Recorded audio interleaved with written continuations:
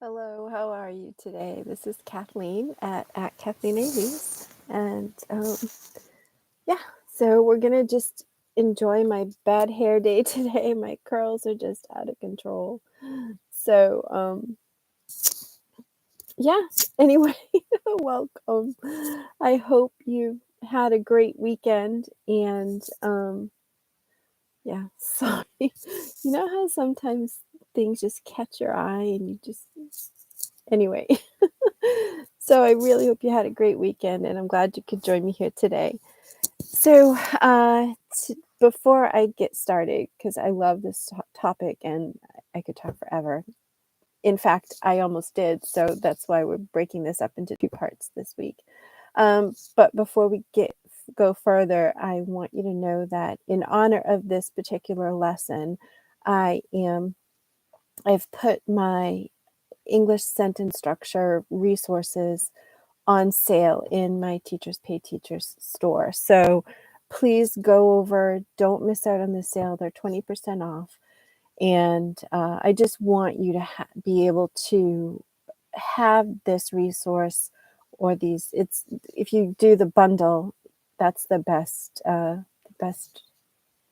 deal, I suppose. I don't like that word. I don't know why. But you'll get the most value for your money by buying the bundle. There's audio files. There's the lesson, which has a cheat sheet, a little chart that I've developed. It has exercises, many different types of exercises for each of the different types of sentence structures. So you really get, plus I threw in a few bonuses to just kind of help you with learning English in general in ways that you can make learning English just so much easier on yourself and more effective for your fluency journey here. So don't miss out on it. I'm only running it for today. So I've put the link in the comments, in the description.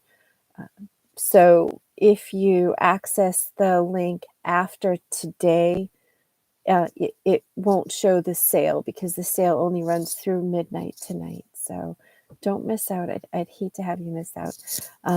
But anyway, they're always available in the store. I just wanted to put them on sale for you today. So in the midnight live that we had earlier today, I went over the reason why it's important that you get the sentence structure correct. Giving examples, and also how English sentence structure got so complicated. And what many people, so I'll just do a brief run through here, but please go back and watch that episode, watch part 1 of this, so that you get a fuller understanding. And I also go through my journey to making sense of English sentence structure. And I think that's important for you to know, because then you'll understand not only why it's so important for me to make it easier for you, but you'll understand just how much experience I have in this whole language learning process, the whole learning English process. And so that you'll understand that I really do know what you're going through, on top of being a student of languages myself. I love learning languages because, as you probably know by now, I love to talk. I love to communicate. I don't love to just talk for the sake of talking. I love to talk because I love that cycle of sharing ideas, sharing who I am, and learning about who other people are. So I just love that whole concept of sharing and discovering. So that's why I love to talk.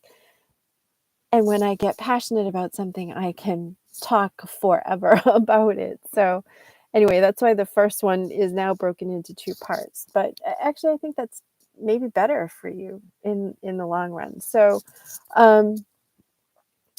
so go back and watch that. So today what I'm going to do, or at this time, what I'm going to do is I'm going to run through, I'll just run through the points I covered earlier, and then I'm going to go through the 4 basic sentence types, the basic sentence structures in the English language, and I'll give some examples of what they are, and then we'll play around with the sentences so you can see why it's a big deal, and you need to get it right. But the purpose of going live today on this topic is to help it make sense to you, to take that fear away from you of, I'm never going to learn this before you even start. There's so much, I don't know, there's so much stress related to the topic of English sentence structure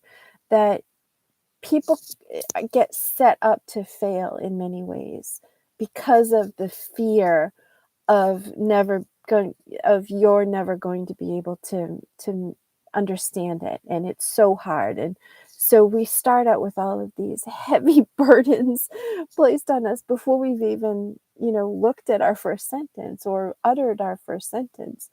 So I just I'm here to ease your mind and relieve that stress, remove that fear, so that you can discover the language like I have, and come to love it the way I do, or at your level, on whatever intensity it happens for you. But I want to share my passion for it, and unlock your world, and unlock that door into the wonders of the English language. So what I went over last night is the first thing I want you to, so it matters. Why does it matter? Why do we care? Well, we care because languages, any language that you have, any language that is out there, has a particular structure. And the reason communities developed this structure when the languages were developing, and as the languages continue to develop, is that you need to have a mutually agreed upon way to communicate. So first of all, you have to agree on the sounds. We utter sounds in our own ways, and that those sounds represent words, ideas, concepts, whatever it is, things. Those words represent things. So pen and notebook and book, those are really sounds. Once we put the symbols to them, which are the letters, our alphabets, once we put the symbols to them, they become words. But initially, when we utter them, they're sounds, and they represent things. Okay.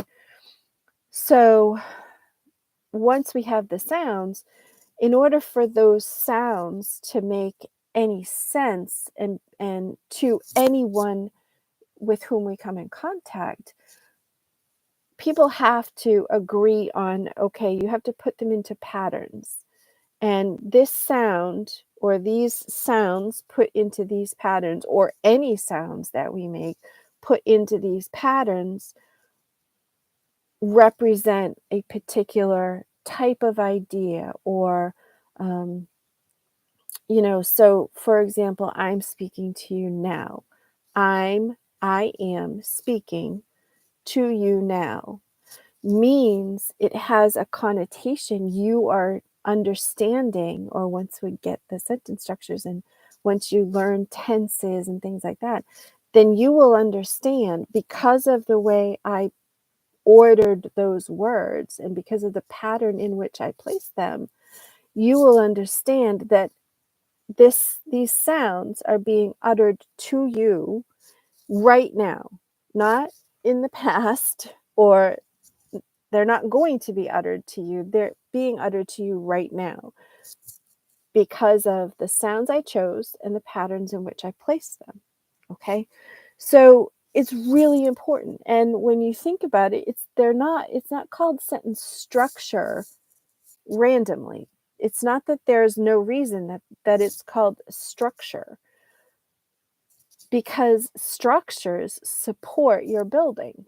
Okay. So you have your foundation, which you have laid because you've used because of the sounds that you've used. Those sounds represent certain things. So here's your foundation. And because you've spent the time to learn how to produce those sounds authentically and correctly and without having to think about it, because you're thinking in the language of the people that you're dealing with, you have a solid foundation. If you don't have a solid foundation, if there are cracks in your foundation, so here's your cracks, then it's not going to hold up anything you put on it. Okay? So you've got your solid foundation, which is your sounds. Okay? Um, then you need to build something on it if you're going to be protected under that shelter of the English language or your language, whatever it is. So each language has their own way of constructing their building. And that building is the language. So in order you can't okay, using the construction concept, you can't have, if you want your building to stand, you can't have a building whose structure moves around. Okay. It has to stay sturdy. It has to stay in place. All right. So that's why it's important for you to learn the structure of the English language. And the better you become at understanding it and assimilating it, meaning taking it into you and internalizing the meaning and that internalizing that understanding, the stronger your structure will be. All right. The other thing I went over in earlier this morning is that once you learn the structure, once you've mastered building that structure, then you can play around with it like an architect does. Frank Lloyd Wright with his falling water thing, building, that took a lot of he had to understand the rules intensely, and he had to master the rules of, I guess it's physics. It's not my thing. It fascinates me, but I don't get it. I think it's physics. So he had to master those rules in order to now know how to manipulate them to create the vision that he saw. So it's the same with language. And it's the same in the fashion industry. There are and fashion and artwork. I gave the reference of Picasso, but even great designers in the fashion world, they know the rules. They know how to construct a garment the traditional standard way, but they know it so well that they can then adjust. And they can say, well, if I do this over here, to this rule, look what happens. I can create this new thing. So you can't, yeah. So it's really important that you get your structure solid, all right, before you can go playing around with it. Because if you don't, if you have your own way, if you structure your sentences your own way, and the person that you're trying to talk to structures their sentences their own way, there's no communication because you're not going to understand what you're talking about. So the structure helps you, it keeps everybody on the same page, as it were, to use an idiom. It keeps everybody within a framework so we can understand each other. All right. Okay. So, like I said, I'm passionate. I could talk for a very long time. So that's why it matters. Okay. So, the the way that I keep things straight, and this is actually how I learned, and this is pretty much what you're going to learn in the resource if you go ahead and grab it, is I like to lay things out. I like to gather all sorts of information on the topic. I'm sort of an auditory and a visual learner. I think I'm like all of them at the same time because I need to hear it, I need to see it, but then I need to play with it too. And I need to sift and sort and take my puzzle pieces, look at them, make sense of them individually, and then place them all together. So I have to see the full picture. Then I have to break it down into its pieces. And then I have to put the pieces back together with my picture, my understanding now on the face of those pieces. They're still going to fit together the same way, but they now have my picture, my understanding on them. And so that's what I encourage you to do. Um, Again, it depends on how you learn. So you might only need one part of it. You might only need to hear it, then break it down, and then put it back together in a way that makes sense to you. You might only need to see it, out on paper or what have you, before you break it down and then put it back together with your own picture. I happen to need all of them together in order for things to make sense. And so you can see why I struggled with it. And go back and listen to my struggle there. But you can see why I struggled with understanding it in addition to the other stuff, because I have so many ways that I need to learn, and I need to use them all in order for things to make sense to me. And the traditional classroom experience really only gave me one or two of those pieces. And so I was always missing something. I always felt as though I was missing something. I probably had all the pieces, but because they weren't presented to me in all of the ways that I needed, then I couldn't put them all together. And so it didn't make sense until I actually understood, wait, I have to find out more there. So okay, there we go. This is why it's important. Those are some tips on how you can learn them. On the best way that I found and has helped my students to learn and to make sense for yourself or for themselves. So I'm passing it on to you so you can make sense for yourself. So I want to get onto these so that I don't lose our time. Because again, I'm still trying to make sure that you have some time on your lunch break to transition between the parts of your day. So, all right, so the four basic structures. We have the simple sentence structure. And the simple sentence structure is just what we call a main clause. And a main clause is a subject and a verb that can be used subject first and then the verb, and it can stand alone as its own sentence. It's its own thought. It can just stand alone on its own 2 feet. So my example that I use is I teach. Okay, that's a simple sentence. Subject I, verb teach. I teach. There it is. The compound sentence structure, you have your main clause, so you have your subject and your verb, and then you also have another main clause, another thought that can stand on its own, and they're connected with what we call a conjunction. So it's a word, a transitional word like but, because, since, things like that. Okay. And if you've ever listened to Schoolhouse Rock, we grew up with it on television. Search YouTube for Schoolhouse Rock, and it has a little. They're cartoons that help you understand math, and they were made for kids.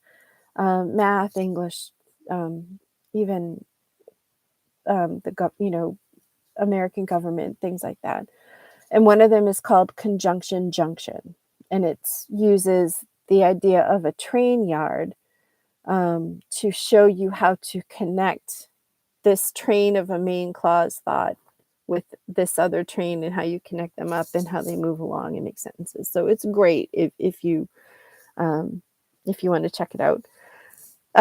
So the compound sentence, you have I'm sorry. Just checking out my notes. Yeah, so you have your main clause, you have your conjunction, and other main clause. And you can do this for however long it makes sense for the sentence. So it doesn't just have to be 2 main clauses. It could be 4 main clauses as long as they're connected with conjunctions. So my example here is I teach, but I love baking. So I teach can stand on its own. I love baking can stand on its own. Connected with the word but, it changes the meaning. I love this, but I'd rather do that. Or I love teaching and I love baking. So you can see how just changing that one word changes the emphasis or the stress or the meaning of the sentence. Okay, so I teach, but I love cooking. I love baking. Okay, so now that's your compound sentence. So think of it, you have your main clause, your standalone sentence, compounded with another standalone sentence. So they're compounding. Think of interest. You're building meaning. You're building value to the message. Think of it that way. Okay, so then you have your complex sentence. So you have one main clause that connects 2 or more dependent clauses, and I'll get to that in a second, with a conjunction. So a dependent clause is, so when you have a clause, you have it's like you have your main clause, which is the I teach, or the subject and the verb, and that's of that part of the sentence. Your main clause is the main thing you're talking about. Okay, so I teach, that's the one idea.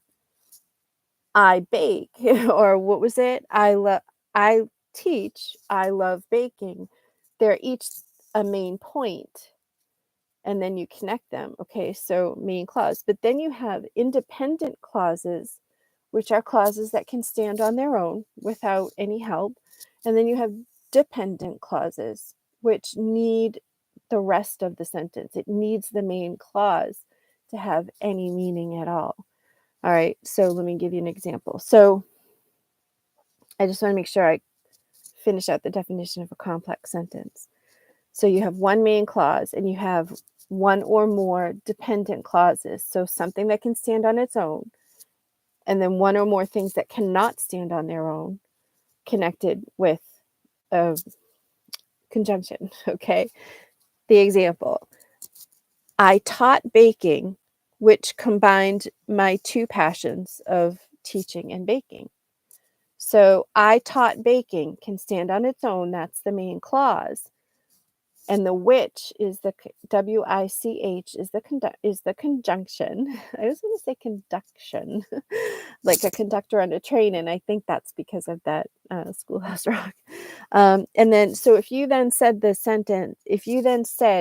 as a sentence, combined my 2 passions of teaching and baking, combined my 2 passions of whatever, is not a sentence. It has to have I taught baking, which combined. Okay, it has to have that, or it doesn't make sense. Okay.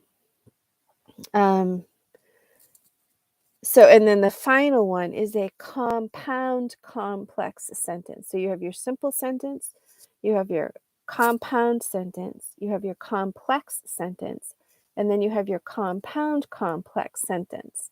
So you see how they're building on each other. So as you're getting it's like adding more stories to the house or to your building. That's what these do. And so the compound complex sentence, right, you can see how we're combining parts of the structures from before it. What that has is it has 2 or more main clauses, not just the one like the complex. It has 2 or more main clauses, plus one or more dependent clauses. One or more dependent clauses, again, combined with the conjunctions. So as you learn them in order, because again, they build on each other. And you won't feel confident because you won't understand it. You won't have mastered the one before you add the other. It's like running before you walk, okay? So my example here is for the compound complex sentence structure is I teach baking, main clause, because, conjunction, I love it. But I switched to, wait a minute. I teach baking because I love it, but I switched to teaching it online since the pandemic shut down my school. So you can see how they build. So I teach baking, period. That could be its own sentence. Because I love it. All right, there's your conjunction, and I love it is still its own sentence. So there's your two main clauses. But another conjunction, I switched to teaching it online since the pandemic shut down my school. Okay, so you can see how that ending part doesn't stand on its own. All right.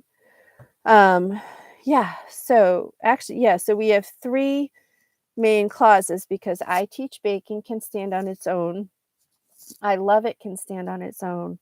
And I switched to teaching it online can stand on its own. And then you have the conjunction, but where is it? The pandemic, well, that actually, I might need to work on that a little bit. The pandemic shut down my school can stand on its own. So sorry, I didn't check that over quickly enough. So I'll have to rethink that one. But I think you get my point. And I really apologize that. I'm going to fix that and I'll put it in the comments. That really bothers me that I missed that. So anyway, I hope you can see how things build on each other. And building, it makes sense that it's called a structure. And it makes sense that it makes sense now. Once you put it in that context, it makes sense that you can't have a shifting structure, or your house, your building is never going to stand. It will never be secure. You will never be secure in a structure that's flexible and wobbling and could tumble over any moment. Wow, that's really going to bother me. I'll put the correct example in the description. At any rate, so I hope this really helped you to really make sense of it. And please don't forget to go back and watch part 1 of this. Watch the midnight live, because you'll get the background on all of this stuff and why it is the way it is. And you'll also learn a little bit more about me and why this is such a passion of mine and why I'm so meticulous about it in spite of my missed issue there. But I am meticulous about it, and I really do my very best to do as much research as I can, not only for myself, because this all started with my need to understand so that I could communicate with the world. But now that I've found the joy of being able to do it, when I first understood, oh my goodness, this makes so much sense. I want to share that with you. I want to take those burdens off of you. I want to remove that fear from you of even, I'm never going to be able to learn this, because you can. You absolutely can. And I don't want you to miss out.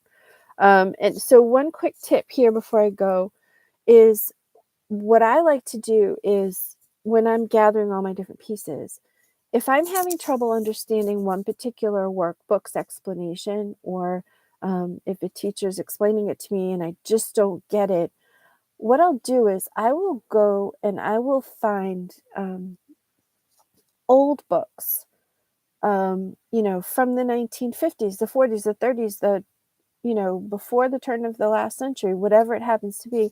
I will find old textbooks for children, not super young children, but say that the 10-year-old through high school age. I'll find different textbooks, and you can find them at library book sales a lot of times, or just people have yard sales. We call them yard sales. You take all the things you don't want anymore, and you put them out in your yard, and you sell them. But you can find lots of books like that. That's where I find a bunch of my resources there. So it doesn't have to cost you a fortune, but it gives you a different way of looking at it. It gives you a more simplified way of looking at it, and a less academic, cerebral, intellectual way of looking at things. Because sometimes you just don't need all that stuff. You just need the basics. Just give it to me straight. Don't, you know, mess with it. So that's another helpful tip for how to make things make sense. And so sometimes what I'll do is something will make sense in this book, and another part of it will make sense in this book, and another part will make sense in this book. And so I write them down and I piece it together that way. So that's just another helpful tip. Okay, so we're just at over our halfway mark. So our 30-minute mark. So let me know if you have any questions. Just put them in the comments below. Ask me on any of my social media, and I will answer them for you, either directly through the social media, or I will make a live out of it and make sure they get answered. Okay. So don't forget the sale, and don't forget to watch part 1 of this. And otherwise, I'll see you at either midnight and or uh, midnight and or noon on Monday next week. Okay. So, all right. You just have a great day. Bye bye.